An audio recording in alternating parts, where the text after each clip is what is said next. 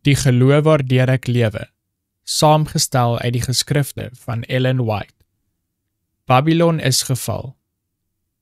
En 'n ander engel het gevolg en gesê, geval het Babylon, die groot stad, omdat sy al die nasies laat drink het van die wyn van die grimmigheid van haar hoerery. Openbaring hoofstuk 14 vers 8.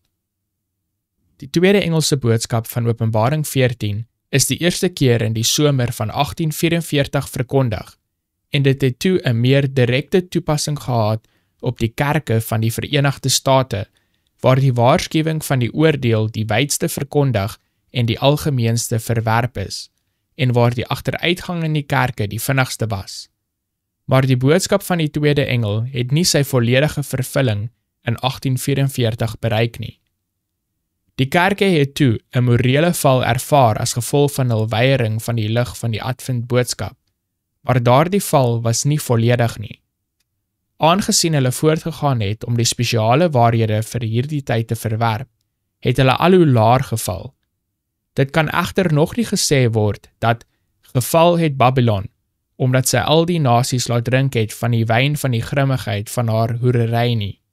Sy het nog nie alle nasies dit laat doen nie. Die werk van afvalligheid het nog nie sy hoogtepunt bereik nie. Die Bybel verklaar dat Satan voor die koms van die Here sal werk, met allerhande kragtige dade en tekens en wonders van die leuen en met allerhande verleiding van ongeregtigheid. En diegene wat die liefde tot die waarheid nie aangeneem het om gered te word nie, sal oorgelaat word aan die krag van die dwaling om die leuen te glo. 2 Tessalonisense hoofstuk 2 verse 9 tot 11.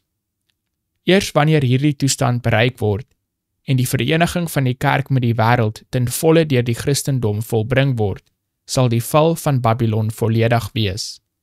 Die verandering is progressief en die perfekte vervulling van Openbaring 14 vers 8 lê nog voor. Ten spyte van die geestelike duisternis en vervreemding van God wat in die kerke bestaan wat Babylon uitmaak, word die groot liggaam van Christus se ware volgelinge steeds in hul gemeenskap gevind.